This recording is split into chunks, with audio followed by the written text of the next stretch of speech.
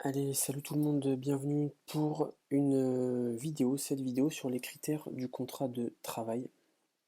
Je vais essayer un petit peu de vous présenter euh, de façon un peu plus pratique l'article que j'ai sorti sur le blog et surtout comment vous pouvez retenir assez facilement les choses importantes et vous en servir dans un cas pratique.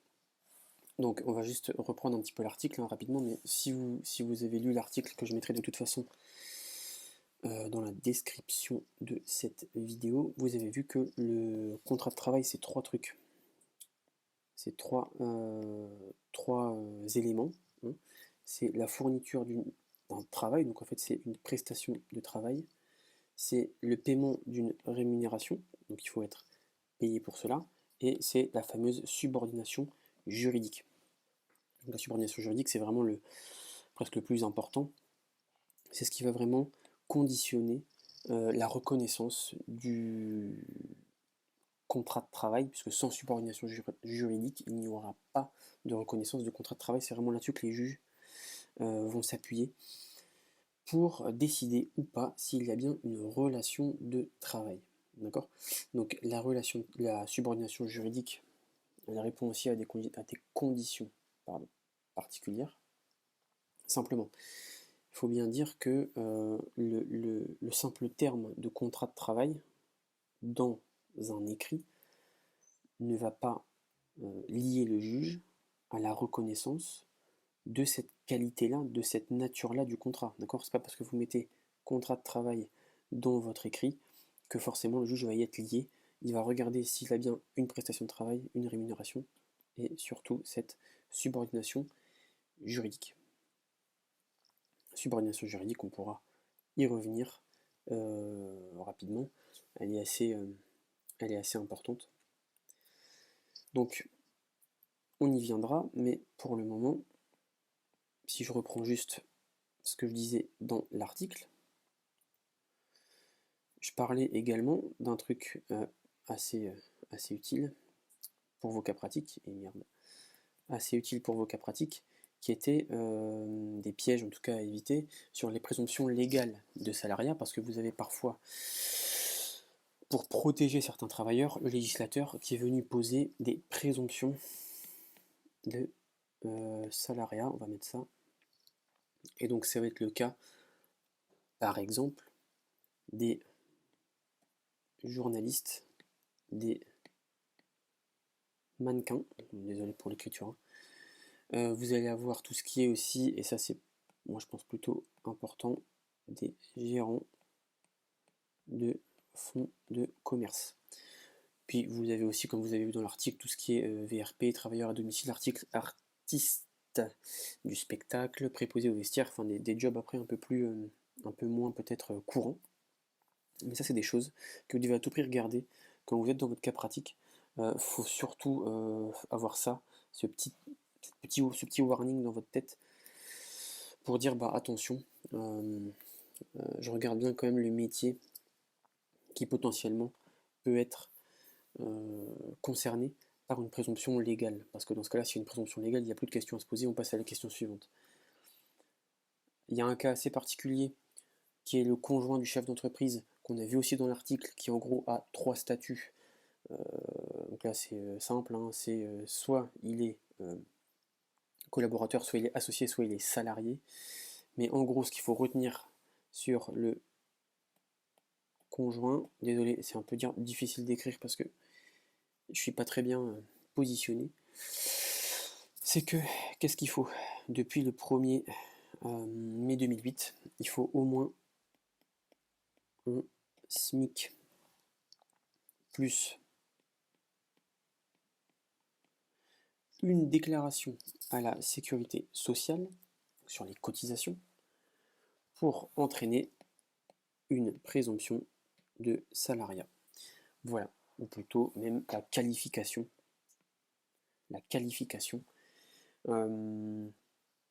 du conjoint en conjoint salarié. Donc c'est vraiment là aussi deux conditions que vous devez avoir à l'esprit. C'est-à-dire que dès que vous vous trouvez dans votre cas pratique avec le conjoint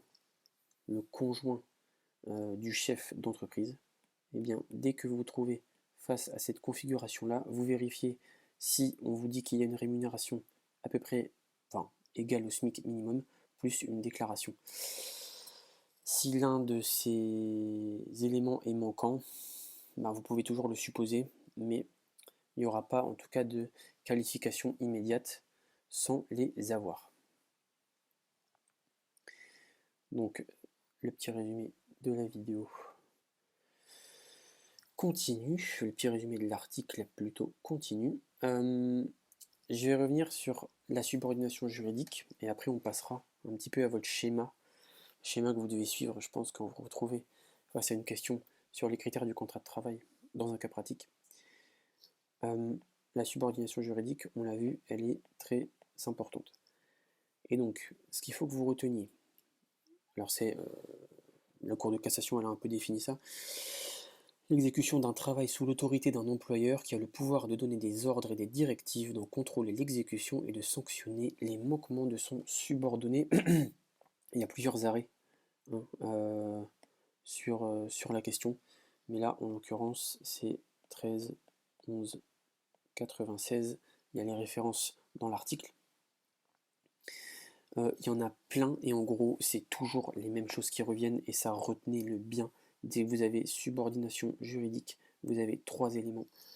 C'est qu'il y a quelqu'un, donc il y a forcément un travail, mais il y a quelqu'un, donc c'est souvent l'employeur, ou le dirigeant, en tout cas votre supérieur hiérarchique, le supérieur hiérarchique, qui peut donner des directives ou des ordres, c'est pareil, qui peut en contrôler l'exécution. Ça c'est super important, et qui peut en sanctionner les manquements. Donc on en sanctionne les manquements. Donc ça c'est vraiment les 3 trucs que vous devez checker.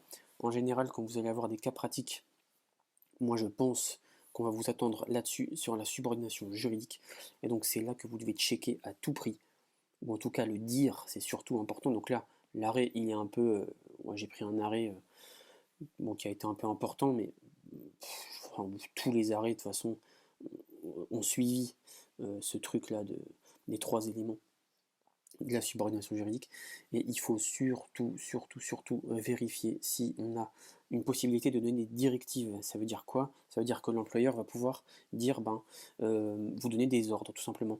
Voilà. Est-ce que dans votre cas pratique, vous savez que l'employeur, il peut donner à votre protagoniste des ordres, des directives, est-ce qu'il peut lui demander de faire des choses? Est-ce qu'il peut en contrôler l'exécution? Là, c'est simplement, est-ce que l'employeur est en capacité de contrôler l'exécution, de dire si votre protagoniste il fait les choses bien ou pas. Voilà. Est-ce que c'est lui qui a un pouvoir sur les choses qu'il lui demande de faire, de dire s'il fait bien ou pas son travail, et s'il le fait mal, est-ce qu'il peut le sanctionner? Avertissement, blâme, licenciement carrément, mise à pied, on a tous ces types de sanctions-là. Donc est-ce qu'il peut en effet sanctionner les manquements? Voilà. C'est super important, et ça c'est clé pour que vous puissiez comprendre un petit peu comment ça se passe dans votre cas pratique. Il faut surtout le dire. Et il faut surtout le retenir. L'arrêt, on s'en tape un peu, c'est plus pour l'anecdote. Donc je vous avais mis plusieurs arrêts, mais on ne va pas revenir dessus. Là, le plus important, c'est ça, c'est le petit schéma qu'il va falloir que vous reteniez. Et ça va être comme ça que vous allez apprendre vite, et que vous allez apprendre beaucoup de choses, mais surtout, ça va faire quelque chose de logique dans votre tête. Dès que vous allez avoir un contrat de travail, ça va faire des warnings, et on va avoir ce petit schéma-là qui doit revenir à tout prix dans votre tête. Donc vous avez cette question, vous avez identifié la question du contrat de travail, soit vous l'avez identifié, soit d'ailleurs l'énoncé vous la demande clairement. Donc vous allez déjà regarder si on a une présomption légale de salariat. Pardon. Si oui, plus de problème, on est OK. Si non, on va faire un petit 2, s'il n'y a pas de présomption légale. Et vous allez voir, un peu selon les informations qui vous sont donnés si vous pouvez trouver des critères du contrat de travail, c'est-à-dire une prestation de travail, hein, donc un travail qui est effectué, plus une rémunération. Et là, c'est pas suffisant parce qu'il y a plein de contrats, hein, prestation de travail plus rémunération, qui ne sont pas forcément des contrats de travail. Un contrat de maître d'ouvrage, enfin, c'est un peu mal dit ce que je dis, mais quand vous faites faire des travaux chez vous, il y a une prestation de travail, il y a une rémunération. Pour autant, le maître d'ouvrage n'est pas forcément l'employeur.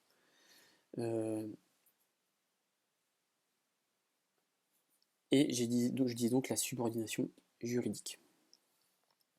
Et donc, une fois que vous checkez un peu ces éléments-là, donc bien évidemment, si l'un des deux fait défaut, déjà, c'est terminé. Mais si oui, vous pensez que c'est possible, en tout cas vous pouvez le dire, on va checker la subordination juridique, comme je l'ai dit, grâce à l'arrêt de 96 qui donne les 3 conditions et à d'autres arrêts que de toute façon vous pouvez trouver dans votre code du travail ou à peu près n'importe où. Est-ce qu'il y a en effet des directives ou des ordres qui peuvent être donnés?